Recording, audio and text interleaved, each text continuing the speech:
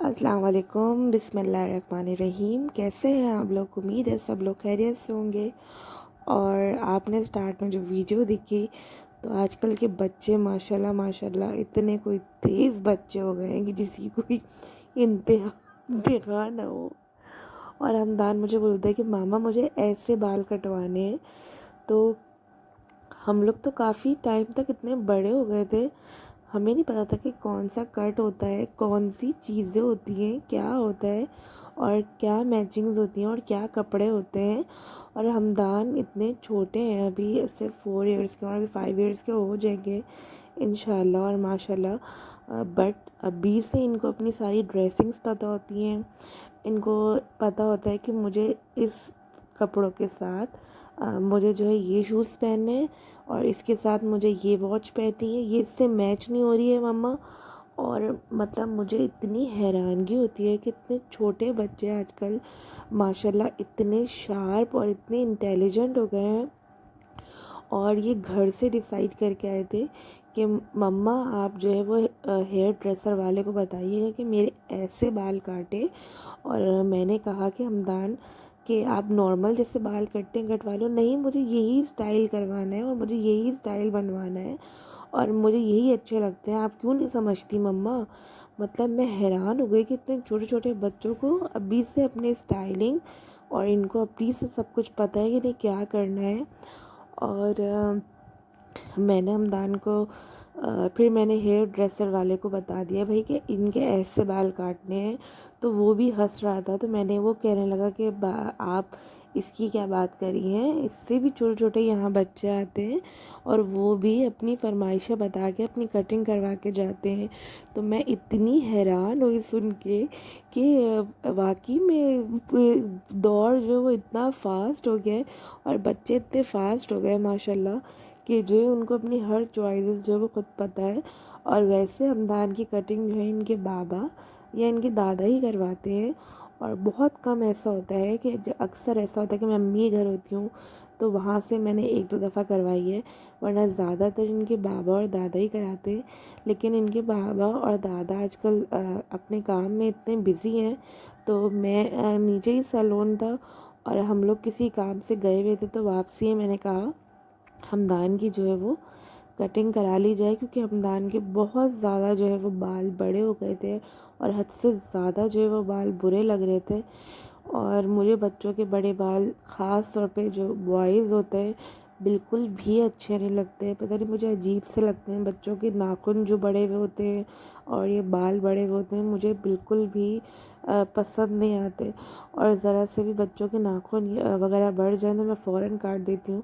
और हमदान की छोटे से थे जब से हमदान की बहुत बुरी आदत है कि हमदान हाथों के नेल्स तो बहुत आसानी से कटवा लेते हैं, बट हमदान पैरों के नाखून बहुत बहुत मुश्किल से कटवाते हैं। तो जब ये छोटे हुआ करते थे, तो जब ये सो रहे होते थे तो मैं इनके नाखून काट दिया करती थी। लेकिन अब ये जब से बड़े हो गए हैं और तो अब मैं इनकी काटने की कोशिश करती हूँ तो ये फ़ौरन जो है वो उठ जाते हैं और चीखना शुरू हो जाते हैं। और बस इसी वजह से मैं हमदान के पैर के नाखून हमेशा रह जाते हैं, लेकिन फिर भी मैं कभी कभी पटा पटा के और मैं और इनके बाबा इनको ज़बरदस्ती पकड़ के पैर के नाखून काट भी देते हैं। बट इनको डर लगता है कि मेरे पैर का मतलब मेरे कोई खून ना निकल जाए या मतलब मेरी कोई लग ना जाए। बल्कि मैं अपने बच्चों के नाखून छोटे से थे और अब तक हमदान बड़े हो गए, तो मैं अपने इनके बच्चों के नाखून सीज़र से ही कट करती हूँ। मुझसे जो है वो क्या नाम है नेल कटर से जो है वो कट नहीं होते। मुझे बहुत ज़्यादा डर लगता है कि बच्चों के जो है ना वो नाखून जो है वो ज़्यादा गहर मतलब कट ना जाए मुझसे या कोई खाल ना आ जाए। तो मैं तो सीज़र ही इस्तेमाल करती हूँ। और ये हमदान का फ़ाइनल लुक जो है वो आ गया है और हमदान जो बहुत हैप्पी हो रहे हैं कि उनकी पसंद के बाल कट गए हैं। और पहले ये मुझे बोल रहे थे वो जो स्पाइक्स बाल नहीं होते वो जो बीच में से खड़े हुए होते हैं, मम्मा पहले ये वाले कटवा दे। तो मैंने कहा तुम्हारा दिमाग सही है, उसमें इतना जेल और इतनी चीज़ें हो तो बड़े बच्चे कटवाते। तो मम्मा नहीं, ये देखें छोटे बच्चे भी जो है ऐसे बाल कटवा के बैठे हुए। मैंने कहा वो तो एक बेटा वो तो छोटे छोटे बच्चे होते हैं मॉडलिंग करते हैं किसी जो है वो जैसे कि आप एड्स के लिए किसी चीज़ों के लिए। तो उनसे आप क्या कंपेयर कर रहे हो। तो फिर ये इन बालों पे राज़ी हुए और ये बस जैसे जो बॉक्सेस डब्बे खाली होते हैं तो मैं हानिया के सेरेलैक्स और ये सब चीज़ें के जो पाउचेस होते हैं उनके अंदर डाल देती हूँ ताकि ईज़ी रहे।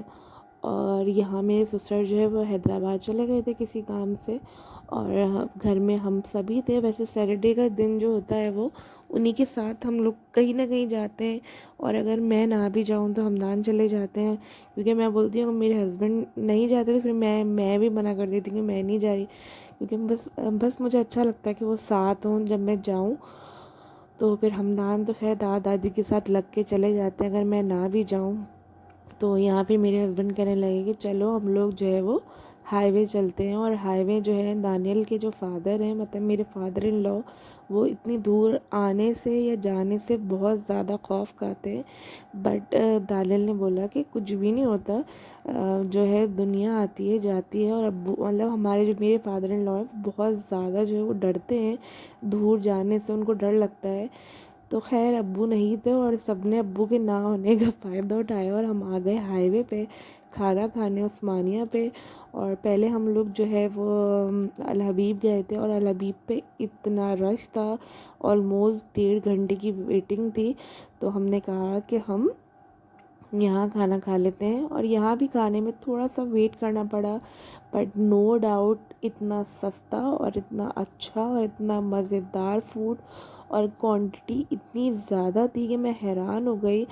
और मैं यहाँ बहुत पहले अपने बहनोई के साथ आई थी, छोटे वाले के साथ, और तब मुझे शायद इतना आइडिया नहीं था, लेकिन क्योंकि उस वक्त इतना पता नहीं था कि क्या रेट्स होते हैं क्या चीज़ें। लेकिन अब मैं इतने साल बाद, मतलब साल बाद तो नहीं, मतलब कुछ साल बाद ही आई होंगी आई थिंक सो।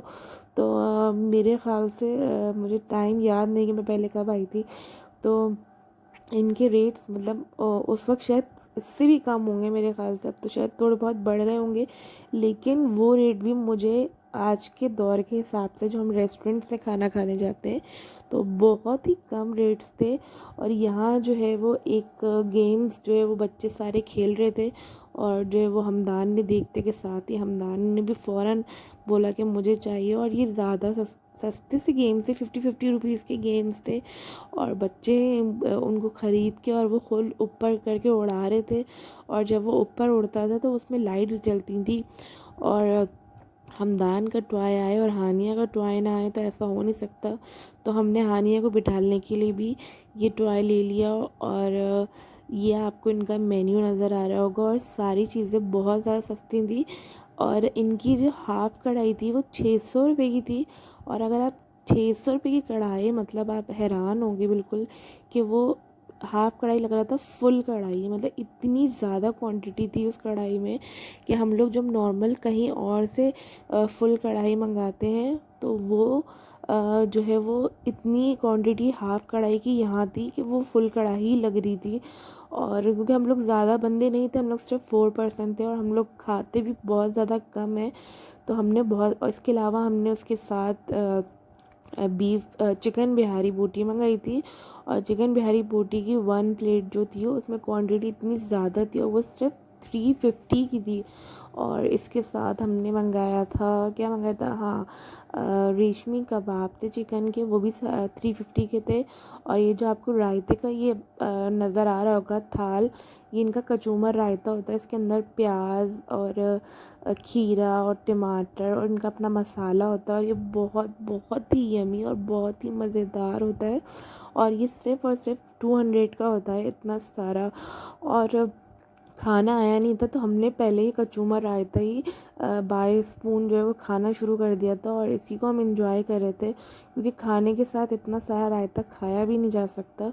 तो लोग पहले ही इसको रायते को ऑर्डर कर लेते हैं और इसको ऐसे ही स्पून से थोड़ा बहुत खा लेते हैं जब तक ऑर्डर नहीं आता। और यहाँ हमने मखनई दाल भी मंगाई थी और मखनई दाल भी जो है वो 250 की थी। और इतनी क्वांटिटी थी मखनई दाल की कि आप 3-4 बंदे अगर सिर्फ एक दाल भी बैठ के वहाँ खा लेते ना रोटियां मंगा के गरम गरम, तो वो आराम से खा सकते थे। तो यहाँ सारा खाना आ चुका है, आपको नज़र आ रहा है। और मखनी दाल की वीडियो मैं कैप्चर नहीं कर पाई क्योंकि हानिया जो है वो बहुत ज़्यादा जो है डिस्टर्ब कर रही थी। तो आप ये देख सकते होंगे कढ़ाई की क्वांटिटी, और ये रेशमी कबाब, और इनके ज़बरदस्त पतले पतले नान होते हैं, जैसे पराठे वाले नान होते हैं वो। तो आप कम पैसों में ज़बरदस्त खाना, ज़बरदस्त इन्वायरमेंट, और बहुत ही यहाँ मौसम इतना अच्छा हो रहा था, थोड़ी थोड़ी ठंड, थोड़ी थोड़ी मतलब बहुत ही अच्छा सा मौसम हो रहा था। और जैसे मौसम के आपको पता है चेंज हो गया है, और यहाँ प्यालों में चाय देते हैं। तो आप यकीन नहीं करेंगे, हमने सारा खाना जिसमें चिकन बिहारी बोटी और रेशमी कबाब और कढ़ाई, चाय, कोल्ड ड्रिंक, मखनी दाल, एवरीथिंग हमने 2000 या 2100 के 2100 तक में सब चीज़ें खा ली थी। और मतलब हम लोग हैरान हुए कि इतना कम बिल बना और इतना अच्छा फूड, इतना यमी फूड। और इवन के चिकन बिहारी बोटी तो हमारी पूरी पूरी ऐसी रह गई, हमसे खाई ही नहीं गई। और वो हम फिर ले आए थे। फिर नेक्स्ट डे मैंने हस्बैंड को रोटियां बना के दी और उन्होंने उससे खाई। और इसके बाद एक और चीज़ और बच गई थी, वो थी थोड़ी सी कढ़ाई बची थी। तो वो दोनों चीज़ें हस्बैंड ने अगले दिन गर्म करके खाई और उसको एंजॉय किया। अपना बहुत ख्याल रखिएगा। यहीं तक का था मेरा ब्लॉग, आप लोग भी जाके ज़रूर एंजॉय कीजिएगा। अल्लाह हाफिज़।